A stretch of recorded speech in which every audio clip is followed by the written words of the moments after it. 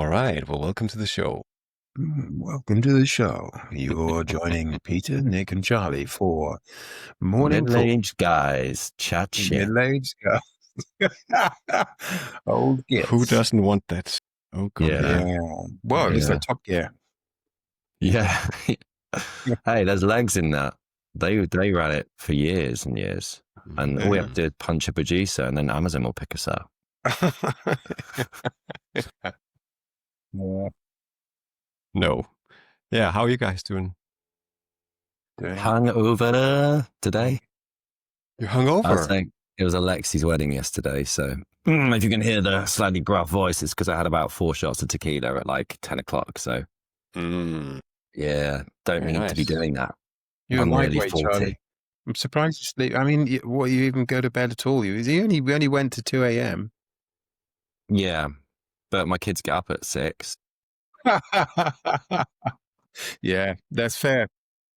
So yeah. And my wife's not very well, so it's kind of like, but no, to be fair, she did let me lie until 8 this morning, which is, that's a lie-in nowadays. So Yeah. it was Yeah, good. that's cool. It's good.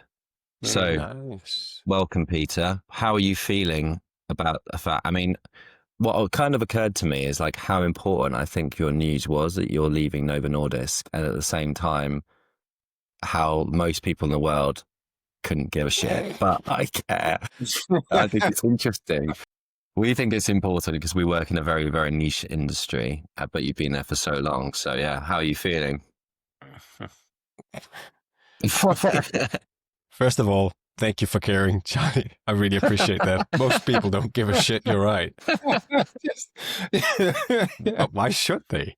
I mean, hey, it's just a job, and you know what? But I feel so energized and refreshed and goddamn ready to go out and do something different than being part of the corporate circus. So, yeah. Hey, that's amazing. My wife is very anxious about this. Gets up every morning, and I haven't even left yet. It's like, have you, is it in progress? Yeah. You bum? Exactly. But I hope to become somewhat kind of a bum for a while at least. Is that your plan? What are your aspirations, Peter? It sounds completely stupid. I just want to be part of a great group of people doing great things together and having fun and wanting to be the best at stuff. I don't care about anything else anymore. I don't give a shit about career. I don't give a shit about big corporates. I do not want to be in the pockets of people paying my paychecks who I don't want to work for. Yeah, so basically I'm going to be a bum, Nick. As Charlie just referred to, that's what's going to happen. I don't know yet. I'm going to make some music. Going to start today, record some middle-aged white guy rap songs with a bunch of guys this evening. It's going to be fun. All right. That's going to be fun. Yeah, and then I will... Can you give us a snippet of the rap song? Not a chance, but I can share this once it's been through the auto-tune record. And yeah, I mainly play the drums. And rap drums are difficult live because the hi-hat is so quick. So yeah, I probably need a few beers and tequila shots to make that happen. Yeah, we'll see. Sounds good. It sounds like a good weekend ahead.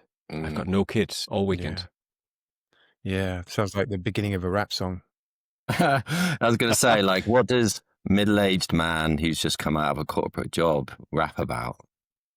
I got no kids. The struggle of not getting free lunch anymore. Yeah. No. But, it's also hard to be happy about stuff because Novo Nordisk is a mess right now, right? So a lot of people are getting laid off, which is terrible, of course. And I feel ambivalent about being joyful of stepping into something different because a lot of people didn't choose this themselves. And the atmosphere is a little bit tense. It's kind of interesting, isn't it? You say it's terrible. The reality is, I think statistically, 75% of people find themselves in a better role.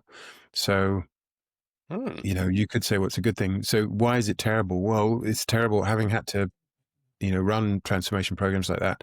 It's terrible because that uncertainty, all of this, the good stuff and what your wife is experiencing, people gain a sense of identity through the work that they do and security through their relationship with the corporate. And it's just like torpedoing all of that. And you see such a range of reactions from you're more kind of positive. Well, it's an opportunity. I'm going to rediscover myself, get a deeper connection to what I care about. To people who are just devastated, don't know how they're going to pay the mortgage, and yeah, I get that. Why do they call them transformations, Nick? I have never understood it. I know it's potentially a positive word to put on something that's not very positive, but I just don't get it. Transformation programs. Yeah, but the corporate's full of these euphemisms and jargon, isn't it? And transformation is the most positive thing that you can say because layoffs sound so bad. And I guess the reason why people don't want to say things like that is because of share price, right? So you don't want to suggest to investors that you're just laying people off because you screwed up somehow. It's like, no, we have a transformation to a brighter future. That's the message you want your shareholders to hear. That's interesting because I've heard a lot of talk about share prices, and some people seem to think that it's a good thing to talk straight about layoffs because it's cutting off the unnecessary fat or whatever you'd call that. The organization has become oversized and now we need to trim it down and become effective. Mm-hmm. And there's this reasoning that the less people we are in the situation, the more effective we'll be. And what I see is a transformation, again, that takes a long time. Just the time up until the layoffs happen, plus the time for these new teams, this new organization to get together and figure out a strategy, direction, share that with all their stakeholders internally, and then even start working. I have a difficult time understanding the whole thing. Yeah. It is interesting though, because I think Charlie and I obviously kind of both worked in consulting for a while. And part of the reason people always complain about consultants, like management consultants, waste of space. They're the worst. The reality is that organizations hire them in because they get stuff done, because you're paid to deliver something, right? And so if you don't, your profit margin goes down, blah, blah, blah, blah. And you say, well, why aren't people in organizations getting stuff done? And the answer to that is complex. Sorry, this got boring super fast, didn't it? But I think going to say, this went really corporate. This is not the point of this podcast. The point of this podcast we'll move on. Yeah. But just to finish that point, there is something about the way that organizations foster inefficiency. They kind of do. And that's just because the complexity breeds, slowness and inertia and all this kind of stuff. And it just becomes one big political mess and nobody actually gets anything done. So they hire in consultants. So, yeah, I mean, I can see the other point of view as well. Yeah. It's ironic. All right. So what is this podcast about then, Charlie? Now that you want to govern this so tightly. What's that? I'm not in charge. This is just like it. We're just having a conversation. But I'll be the other thing that I know you quite like is fishing. Mm-hmm. So you're going to get some fishing done. I'd like to know more about your fishing approach as well. I'm gonna admit to something. I've never really caught anything. At least not anything like major or anything that didn't slip off the hook at the last minute. So that sucks. But I've got 3 kids, so no, I don't get any fishing done. But I've got my fishing rod. I've got all the right equipment because as a middle-aged man, you cannot compromise on equipment. So I'm ready. I'm ready for fishing. You're ready to catch something. When they say all the gear, no idea. Yeah, exactly. Is that because you use ethical hooks and stuff like that, which don't have barbs on them and stuff? No. I'm old school. I'm old school. Rip that fish's face off as soon as I get it out. Well, spear fishing. Let's talk in a couple of years when I probably caught something and I'll be more ethical about stuff. Now I just want to increase the risk or the chance of getting something. Yeah. What are you hunting for? Like, is there a particular type of fish? Mainly. Yeah. That the sea trout is but it doesn't really matter. It's just walking around in the water. So you step into the water, you go out there, it's a little bit cold, is what it is, got your wetsuit on, and you just walk. Yeah. And I live in a peninsula where I can basically walk all around. So it's a pretty, long walk around. And you'd see the Danish version of a dolphin. Not sure what that's called in English, but doesn't matter. I think you get it. And it's all quiet. There are no kids or a wife. So I am And all you see is people like me out there, like you middle-aged men trying to get away from things. And, you don't talk to each other. You stand there with some kind of distance, and then you nod at each other like, yeah, I see you. And then it's beautiful. Yeah. Yes. Do you guys fish? No, I have no time for that. I bought a book the other day and I've managed 4 pages in 6 weeks, but one day maybe. I don't know. I just can't be arsed with it. It's too boring. I see a lot of magnet fishing. Magnet fishing. What's that? Yeah. What's where you put a super powerful magnet on the end of a fishing rod and you go on a bridge and you dangle the magnet off and you see what it picks up. That's quite cool. Yeah. I've seen some of those videos. Yeah. Have you a done lot it? of shopping trolleys, to be honest. Have you done it, Nick? What? Have you I done haven't done magnet? But if somebody said, do you want to go magnet fishing? I think I would be like, yeah, go on then. Oh, yeah. Yeah. Yeah. There's plenty in the canal to drag up, I imagine. Yeah. Like, I think you're right. I used to have a canal boat. As kids, we had a canal boat. what was the setup? How big was it? I can't remember. The setup was we used to go every weekend and we'd sort of go up and down a bit of canal. And if you don't know canal boats, they go at about 2 miles an hour. It's just slower than walking. So the thing would just go chug, chug, chug, chug, chug, chug, chug, chug, chug. It's like a diesel. And then you'd jump off, do the locks and so on. You go the same stretch of about 1 mile of canal. But I mean, it's interesting. I quite like canals. Mm. All right. And could you just tie a magnet to that boat then? Yeah, I've never seen who would do that, but I like your thinking, Peter. I like the innovation and creativity there. You could just sort of trawl the canals with your magnets. Trawl the canal till there's nothing left for anyone else. And you'd know that, You went with like the idea of like a big long magnet and you just drag it and it just picks up everything. And I think there's an environmental edge to that, right? You could get some sustainability funding on that and then start a business doing that, right? Clearing the canals with a huge magnet while having fun. Why don't you pitch that to your wife, Peter? Yeah. That's it. Solve the problem. See how that goes down. Oh, she's too smart. Magnet fisherman.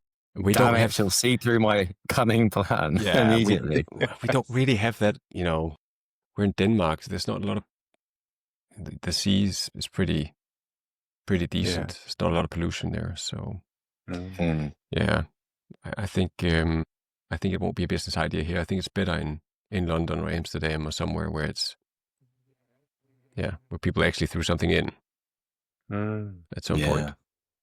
Yeah. But it's what do you think? Is there a big business opportunity in Denmark?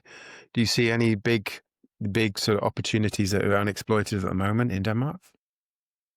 I don't pay enough attention to stuff. I think there's a defense agenda right now with the drones flying all around. There's probably some people who can make a dollar or two out of picking up where they are and where they came from. But I think, I've got a business idea I can share with you, but it's slightly corporate, but I hope you can live with that. It's also innovative enough. It's not banned completely. I just don't want us to spend the whole time talking about. No, and I don't want to talk about corporate anyway. So, but I think this business idea is really good. Okay. I think my team hasn't really accepted it, which is also, sometimes ideas they're only for the few to begin with, at least. Yeah. This also might be completely stupid, but we'll see. So everyone's getting back to the office, right? That's the policy. And Nick, you told us why. Yep. And I get those middle-aged men again. Yep. Middle-aged men don't get on with their wives. Yeah. And I fortunately have a lovely relationship with my wife, so I work remote most of the time. Mm-hmm. However, all these people going back to the office, right? There will be no meeting rooms at all. Everyone will be stuck in. There's free desk, floating desks. All that won't work because people just be stuffed in there, and there's no parking spaces, no nothing. However, the meeting rooms, right? So you have to drive there every morning anyway, right? So you have a car, a decent sized car. This would be good for families. It's actually a social entrepreneurship thing too. So you park your car. You leave it pretty clean, and then you rent it out as a meeting room during the day. There won't be enough phone boxes or meeting rooms, so your car turns into a meeting room. It's in the parking lot, right? And then you've got this coffee thing going in between cars where you just drive in, where you roll down the window, not roll down, you push the button now, right? And then you get some coffee, and then you have another business on top of a business. So I'll need an application. where you can sign in and set up your car there, and then you can rent it out during the day, also for utilization, because these cars aren't doing anything while they're standing there, right? So they could act as meeting rooms, solo or duo, and be kind of nice too, have a conversation in the car. Who doesn't love that? So, No, my car, Peter. I mean, my car is, I got a Renault Kangoo, which only has 4 gears. my God. It's basically just got biscuit all over it. So, no one wants to use my car for a meeting. But if you could make a buck from that while you were in the office, you'd probably clean it, right? Or yeah, I might clean it, yeah. If it was easy enough to rent it out. Yeah, it's not a bad idea. Well, it's a bad idea and it's never going to happen. But I was just thinking to utilize, what's going to be missing when everyone's back. So, yeah. Have you pitched that idea to your wife as well? Yeah, I tried, and the team and other people. Do you do it with like a big PowerPoint deck?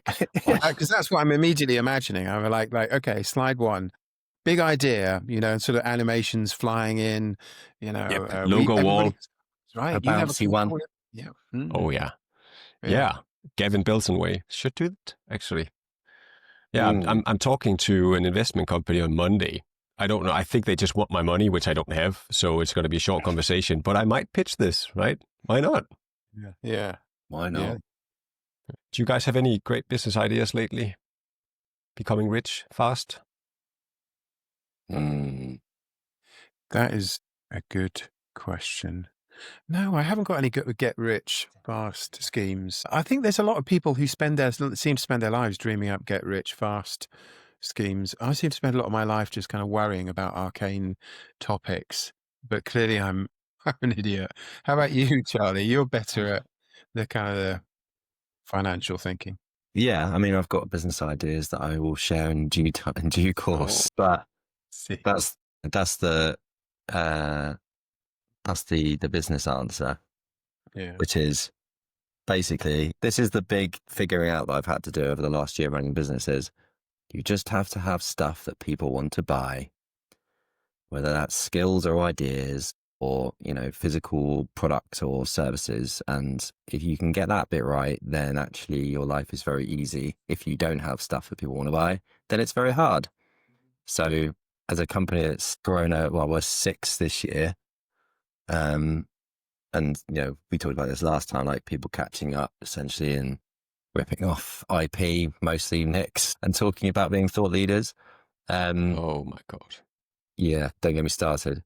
But, so the gravy train a little bit, I think, is running out on the human-centered design stuff.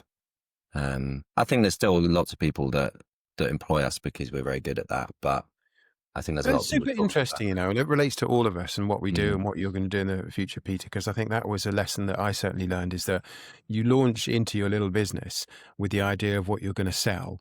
And what the reality is, what happens is your customers tell you what they want to buy. They say, oh, I saw your website and you do some this, that, and the other. We need a leadership program, or we need a customer service skills program, or can you do that? And they kind of shape your business for you. But I think the super interesting thing for me is it's like if I asked people what they wanted, they would have said faster horses. Do you know what I mean? It's like you're not asking the customer what the products they want are, or you can do, and they'll say a leadership program or onboarding program. It's more understanding what's the underlying desire and coming up with new stuff that fits with that desire, I guess. And that, I think, for me, is the space for innovation, which is you're not just continuing to sell what people are asking for, but you're identifying this underlying need and offering something which satisfies it in a new way. I think the thing that sadly, the stuff that people are really buying is if you dig deep enough, is stuff like credibility. They want to feel credible. They want to be able to have conversations which makes them feel not stupid and important in a corporate setting. So, stuff like having a human-centered design approach is a wrapper for them being able to have a conversation with a stakeholder to say, I'm the expert and you're not, so stop telling me what to do, basically. So there's that part of it. But for me, we've always kind of sold a process and an idea. And that's still going to be part of our business. But ultimately, we need to be playing in places that are growing, not playing in places that are shrinking. So, cyber and AI are only going in one direction, and people are buying and spending lots of money in those areas. So why are we not playing in those areas? That's kind of the strategy, really. Have something that people want to buy. Not more complicated than that. So I don't know about the car idea, Peter, but I think you should pitch it. I think there's an opportunity. I don't know if it's quite at the point it needs to be.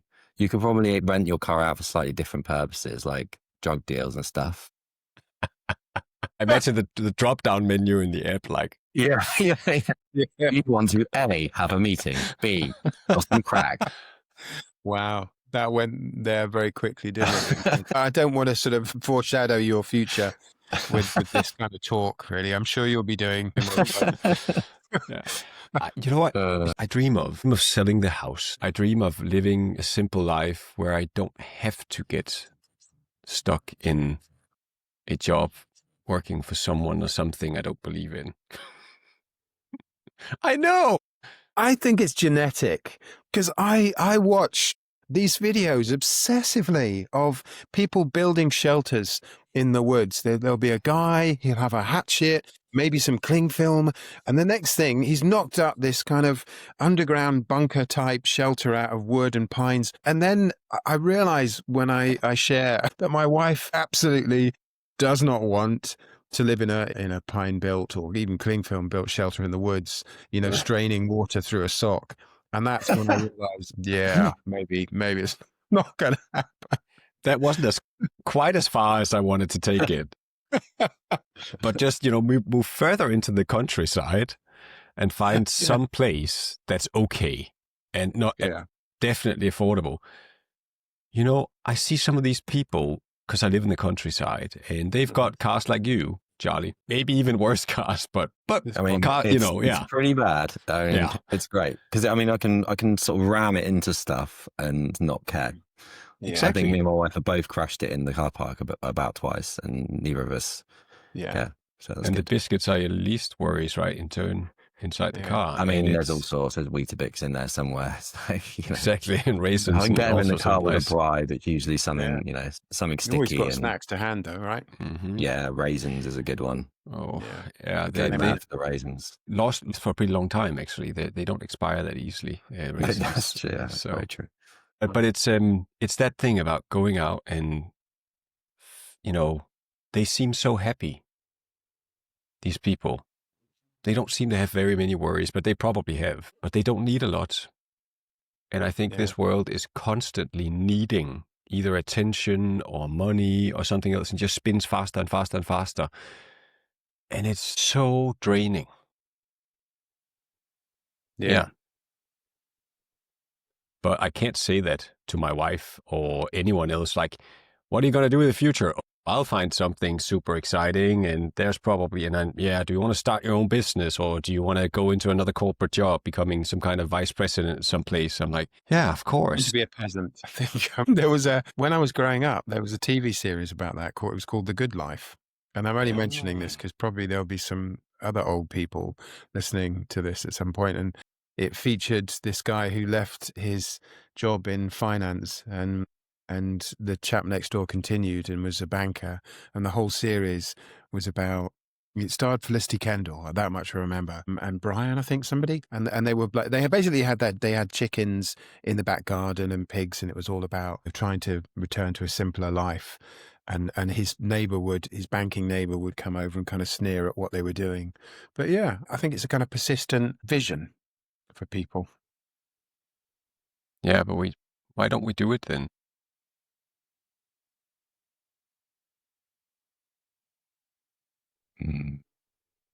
Well, I actually quite like the game. All right. I think the game is fun. Yeah. What's the fun bits about it, Charlie? Sorry? What are the fun bits about it? It's challenging. There's always something problem to overcome, or some conversation to have, or, some person to reassure or empathize with. And, that's good. Being productive feels positive, even if you're producing drones to bomb Denmark airport. I think there's certainly bits of the grind I enjoy, but yeah, it depends on what you want. I get a lot of stimulation from external, I guess, and I have to seek out that fix. But it's not necessarily means it needs to be a sort of a negative thing. But I just think people are different. I think you're more maybe introspective and more looking for inner contentment, whereas I have very little going on in my head most of the time, so I can stimulate myself external. It's kind of a deep philosophical question. It's a really good question. I guess if I had to take a stab at it, I think there's something about ease of existence. My family did live in a remote kind of part of Wales for a while. We had a small holding. You couldn't get Uber Eats anywhere. If you wanted to go to the supermarket, a big supermarket, you had to drive for like an hour and a half. And so you'd only do that once every couple of weeks or whatever. And there was constantly things that had to be done, grass that had to be, sheep that had to go to the vets, all this kind of stuff. I think the suicide rate for farmers is super high. And so I think that we are surrounded by things in this kind of a life that satisfy, these kind of desires. And I guess you're right, Peter, in a sense, you could wean yourself off all of that stuff, but it would be pretty painful going cold turkey, I think, for a while. It's kind of Amish kind of. Oh, yeah. I've seen that example a couple of times because people have done this in Denmark. They moved to the very, very rural regions of Denmark. And when they sat there all alone, everyone else was in the city, all their friends, all their social life, everything was there. And they were there, and the lights, it's dark out there, right? And they had, self-supply. They were doing a lot on their own. It was like really tough too. So I guess it's that good old grass is not really greener on the other side. But I wonder because there's so much negative energy around the grind, the stress, the meaninglessness of work and other things.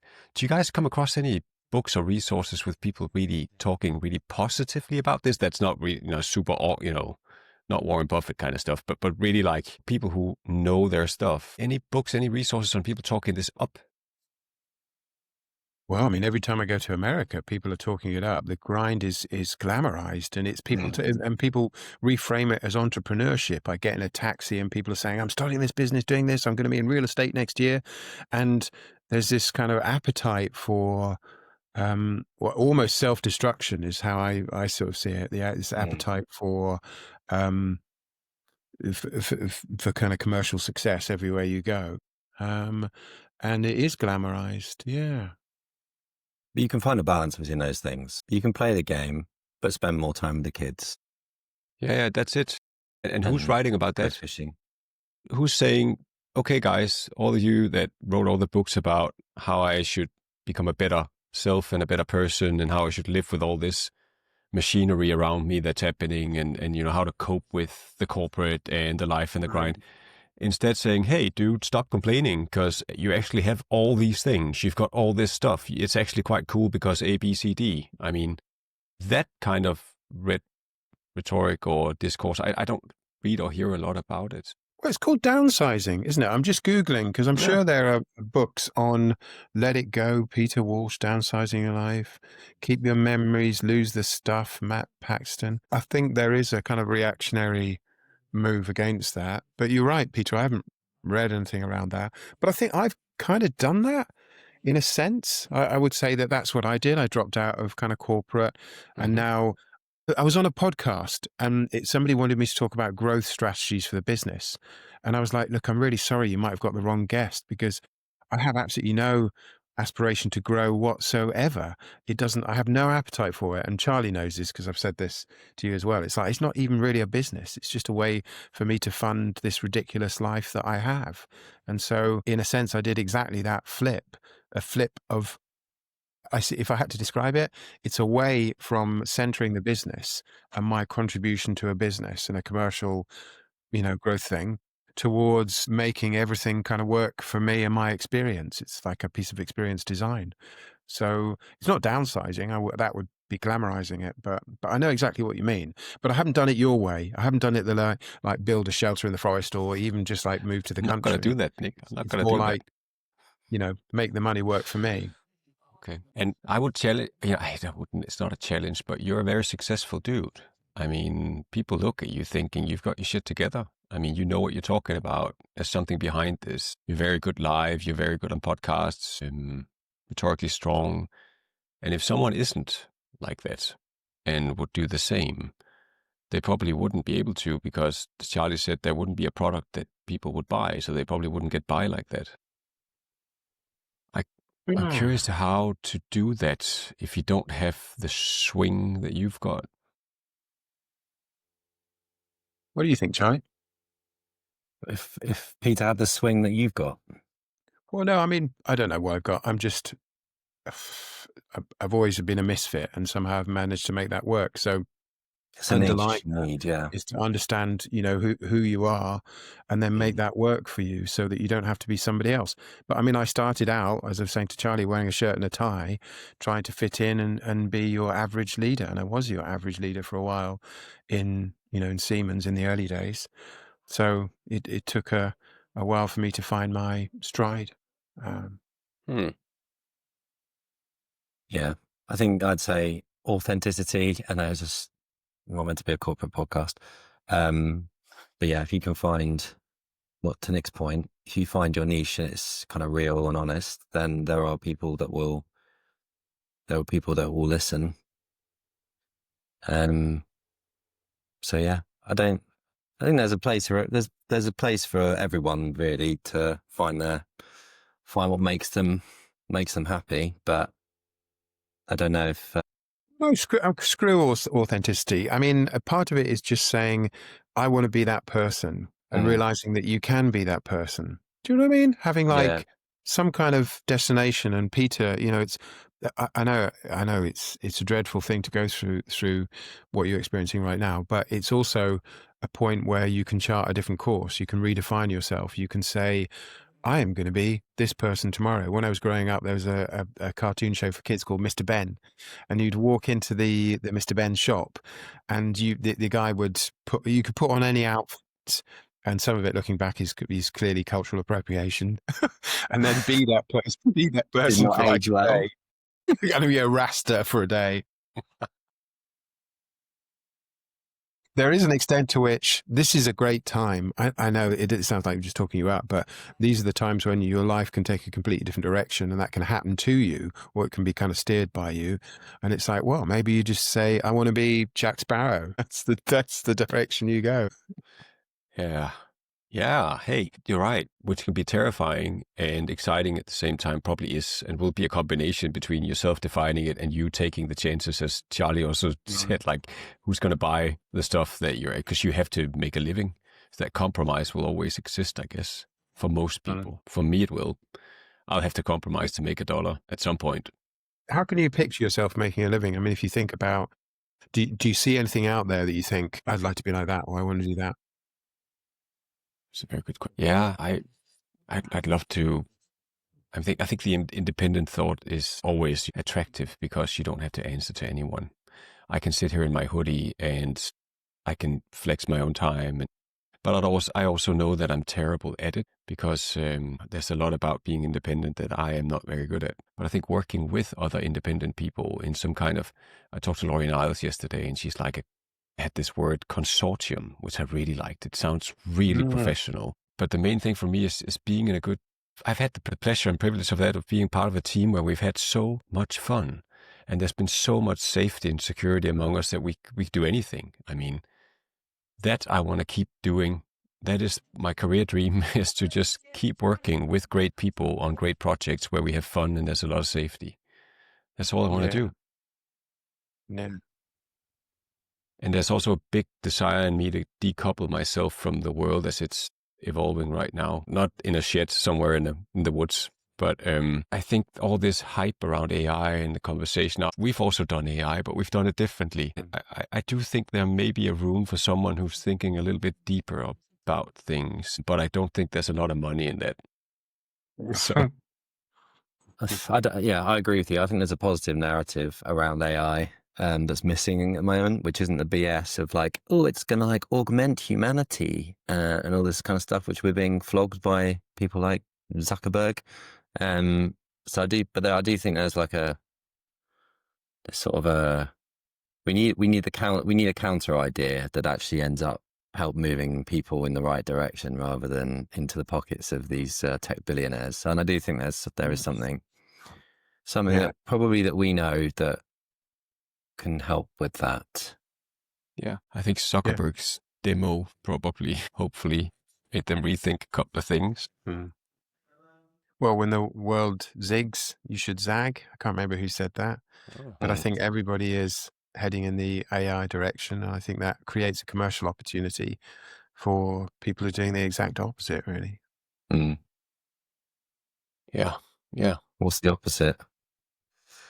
Well, I Lottery. could talk about that, but then I'd become a complete bore. It sucks. But I mean, being 43 and 3 kids, some of them, most of them, all of them still in school, and making this decision, and I'm still ignorantly, blissfully, super hyped and positive about it's going to be super cool. I'm going to find something, I'm going to join a circus, I'm going to become a professional athlete or world chess champion. Might be too late for that, but yeah. Rap music, it's never too late. Rap musician, someone has to be the first. But just that it's like being a child again to some extent, in my head at least. I know I'm fooling myself, but it is kind of like that same feeling of you get up in the morning and it's a summer holiday and whatever the day brings is like going there, magnet fishing or whatever. It's that kind of feeling. You're right. I haven't heard a lot of Danish rap. I don't even know. You know how some languages like lend themselves to rap, like American, and then there's like British rap.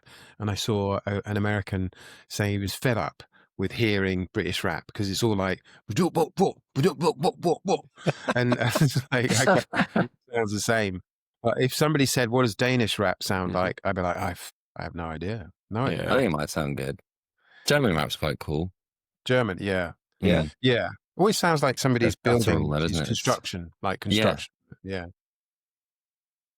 What's the because I'm really curious about like how language shapes the shapes your attitudes and opinions on stuff. So what's like the Danish, like I suppose what mindset does Danish language drive? Are there certain sort of aspects of Danish that create certain behaviors? Yeah.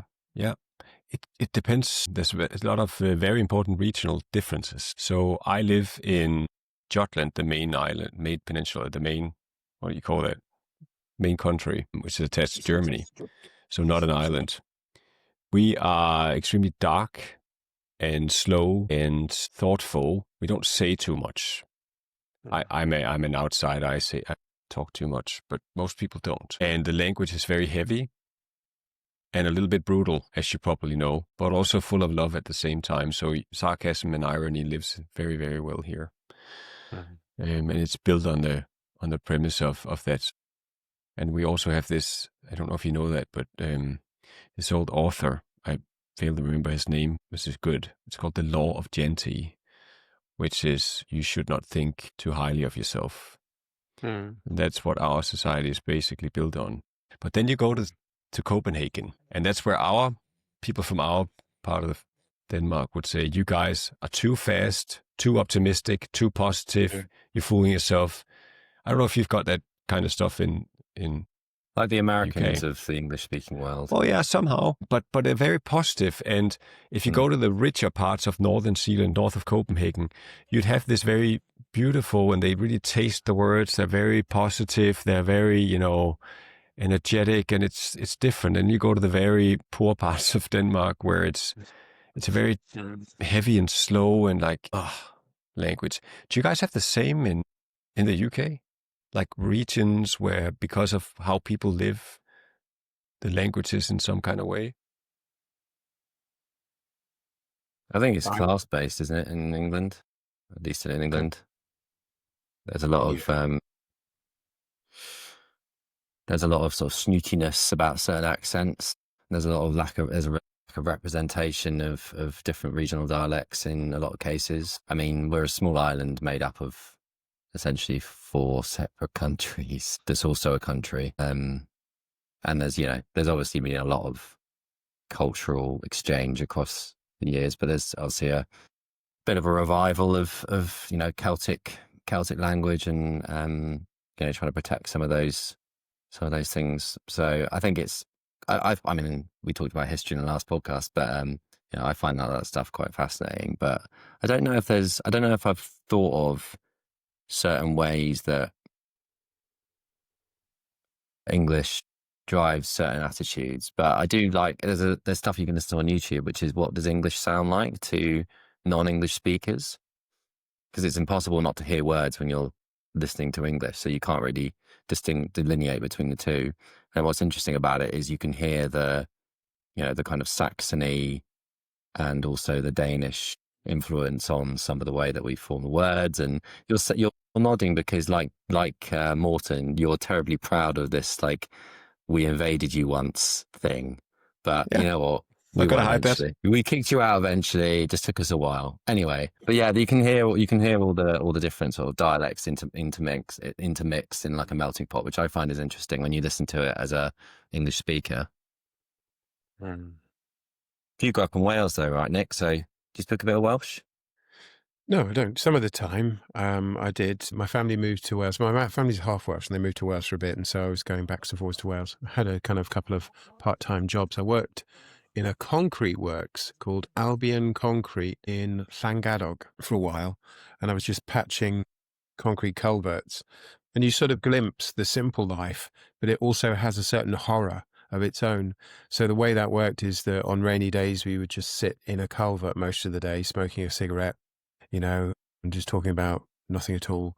And then on the weekend, you would take pretty much all of your money and drink just sitting in the local pub, and there'd be like 6 people who were always the same 6 people. And it would be in the middle of a valley where, nobody goes, and you just drink your way until you fall over on Friday and Saturday. And then you just repeat, do it all again until you die. And I think what was interesting was sort of stepping into that existence, and then you go off and do these adventures or go to university, and then you come back and you'd see that nothing has changed. And those sorts of places have a certain timelessness about them, which is both an escape, but it's also, a trap, an end. Nothing ever happens, and there's nothing memorable. Everything settles into a kind of polite routine. And I grew to sort of fear that, I think, a little bit. I think that's fairly common. I'm stuck in that trap because my in-laws, they have a summer cottage, which happens to be in the town that I grew up.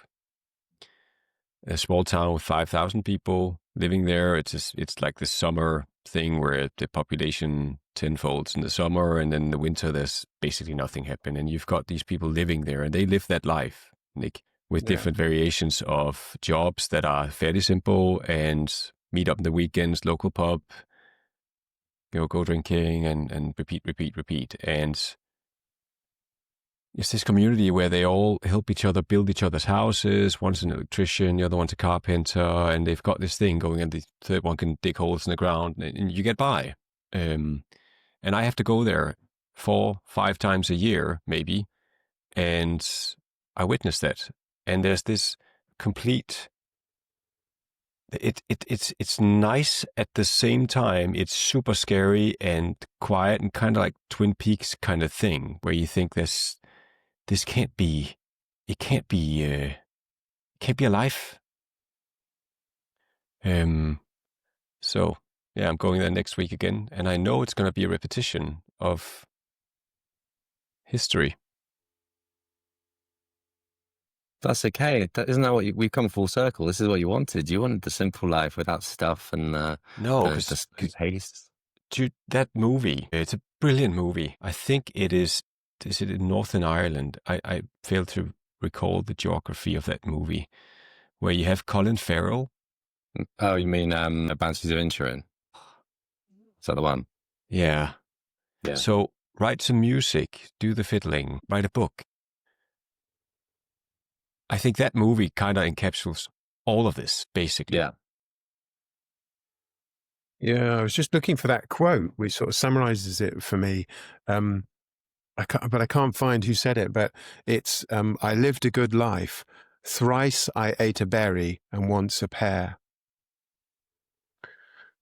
And I think that's probably what or in a sense, it sort of summarizes what I fear most is that there is, and a lot of people, I had this conversation with my wife because I think sometimes we take for granted the sheer insanity and adventurousness of what we do. And over the last few months, at the risk of boring you, been to New York and LA and Bangalore and Barcelona and Warsaw, and we've got used to just bouncing around doing these very diverse kinds of things in the space of a few weeks. And every so often we're confronted with the fact that the vast majority of people, it's not just about privilege, it's partly about choice, live this kind of, thrice ate a berry, once ate a pear kind of life. And I like to be reminded, of the privilege. We went to Rome, I think, for her birthday, her 30th birthday, and we sat next to an American couple who'd just retired. And we got chatting, and they said, "Well, we've always wanted to go to Europe, and we worked our whole lives in these jobs, and no, now it's our first trip to Europe." And I thought, wow, what is that? What is that like? So yeah. Have you seen? I was chatting to Adele in my team yesterday about this the Kit Kat advert with Jason Statham back in the days before he was popular. And there's a Yeah. story where he It's a tells, lovely anecdote. Yeah. the story of he's like on a beach and there's an American. He's kind of running along. He's kind of one of these capitalist money chasers, and he's chatting to the fisherman who's got a little hut. He's cooking a fish. He's caught this in the morning, and he's like, this is amazing fish. You should build all these little huts across across the beach, and you could have multiple ships going out and catching all this fish, and you could have like loads of money, and then you could spend time with your kids and take the afternoon off. And obviously the point is he's already taken the afternoon off because he's just catching the one fish that he needs for the day. So I just think it's my favorite advert of all time, and it just sort of reminds me that you don't need all the crap. You certainly don't need the vortex of commercialism that seems to infect people like mine. Yeah, but I think that's about experience design, and I think that brings back to Peter's dilemma, really, which is I faced the same dilemma. The story I tell is it was a pivotal point in my life because although you're kind enough to sort of say that I'm successful, I was at Deloitte through the pandemic, sitting in this room, doing literally an average of 13 meetings a day, Zoom calls a day. And I thought, I am super unsuccessful because I talk a good game about experience design, but look at the experience I've designed for myself. This is pretty much the worst experience. So I'm clearly an idiot, if I've designed this for me.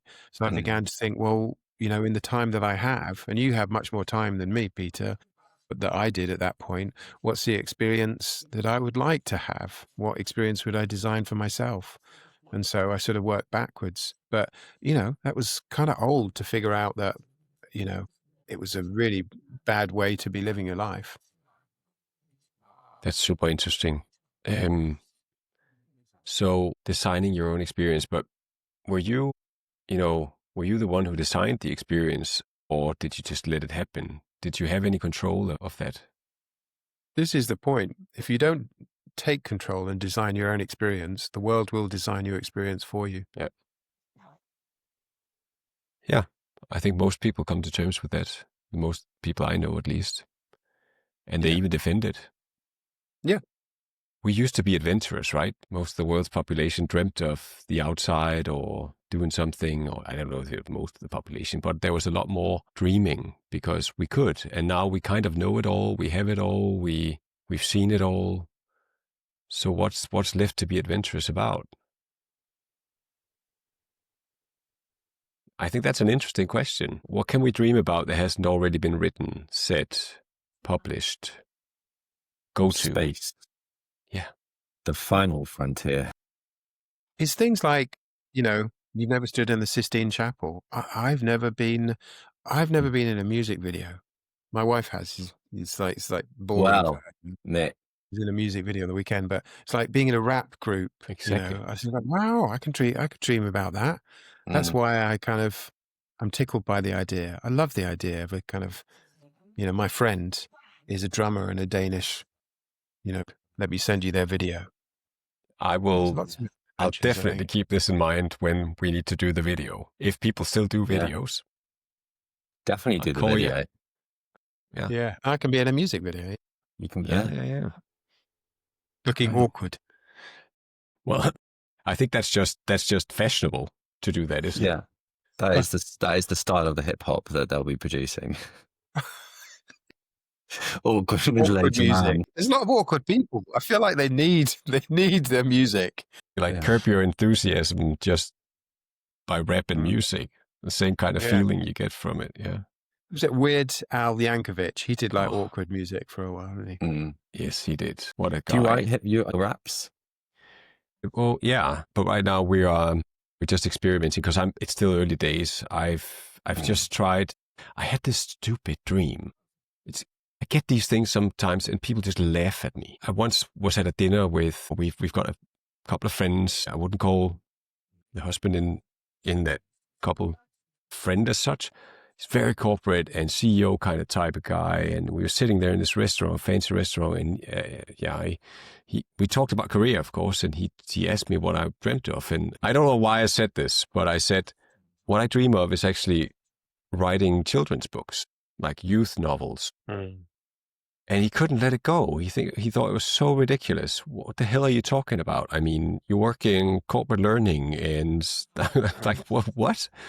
And now I'm dreaming of because I don't know how to do it. But it's disco, it's techno, it's good old techno music. I really don't particularly like to listen to it, but I think it's pretty cool to produce it. I think it's pretty cool to do and fairly easy to get started with, and people like it, gets the people going. And I'm like, hey, let me try that. But it's a naive thought, and I don't know where I get these ideas from. I've got an Yeah. idea. You can sample this podcast when Nick goes 3 berries in a pear, and that can be the repeat on the techno track. 3 berries in a pear. You know, Charlie's a DJ. This I must have know. come up in I conversation. had a good old spin out on the stag do last weekend. I was there for about 4 hours just on my own, just having a play. Is that still with, do you still do anything, or is it just Turntables. Turntables. Old school. Well, it depends. Like technology, I mean, part of the problem you've got now with parties in general is that it is so easy and the machine does the work for you. So there's lots of people that don't put any effort in and don't really believe, they like being at the front and controlling things, but actually they're not really creatively inspired by it. They just want to be on the limelight.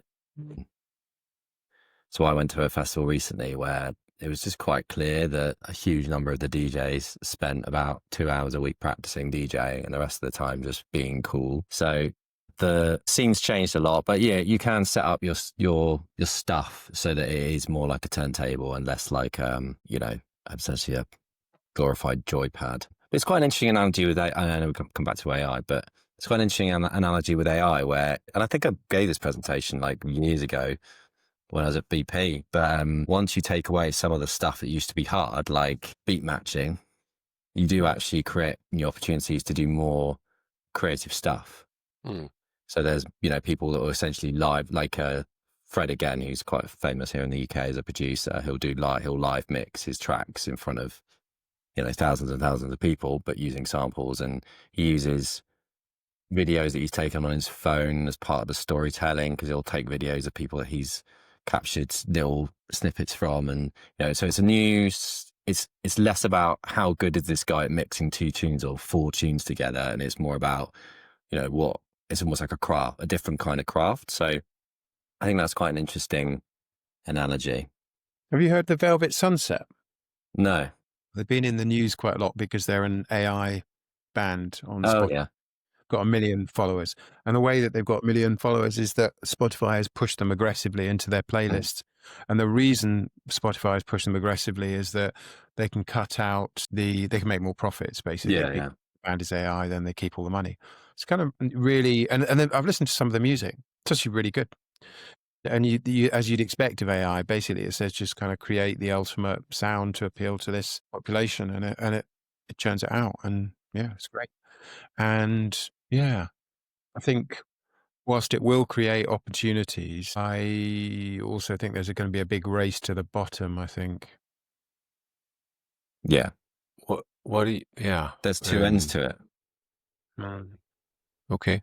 Tell me more. So there's the two ends are you look at the sort of bottom end and you make the business more productive because you have less people and more AI, which is what a lot of companies are focusing on at the moment. A lot of CEOs care about profit margins and stuff. But then the other end is innovation. So if you have more time and more headspace and potentially you have some more people, what could you be doing with those people, which are, right now still going to be more creative, potentially more, some ways more useful than AI. So how can you use that capability better to be more innovative? But I just think people are always focusing on the other. Do you get the same feelings from listening to Velvet Sunset as you do listening to some of your other music you listen to? Oh yeah, I know where you're headed with this, and it's sad. It's not a hiding place, because there was a research paper that came out that showed that people preferred AI therapists to real therapists. Yeah, AI can do the feelings. Let's stop telling ourselves that AI can't do the feelings. It can do them better than most people already, and it's even early days. But I think to cut to the chase, I think the opportunity is handmade pottery is the phrase that I use, which is you're not hanging mid-journey in your living room. You're not. People buy handmade watches and handmade handbags because just the fact it's not better because it's human. It's worse because it's human. It's imperfect, but people will pay because it's a flex. So in a world of self-driving cars, you might have a chauffeur. In a world where you've got a robot in your house that makes all your meals, you might still go to a restaurant. So it's like there is that opportunity there, but for no other reason. It's not predicated on capability or humanness or blah, blah, blah. It's just like, yeah, we'll spend a little bit of money because that will be different. Handwritten letter. It's like, wow, somebody put effort into that. Fair game, but isn't it just a matter of time before we crack that code and let the AI be imperfect too? And then just that won't be a premise anymore. You can't really I tell don't know the if that's difference. how it works, though. It's just because a human was involved, it makes it. It's like these expensive watches that 1,000 people toiled. It's just the fact that it had that it's a flex, it's a differentiator. What I don't like about that is it points everything human at the luxury end of the market. It's kind of like, we will be bought by people with a lot of money. Everybody else is just using AI to do everything.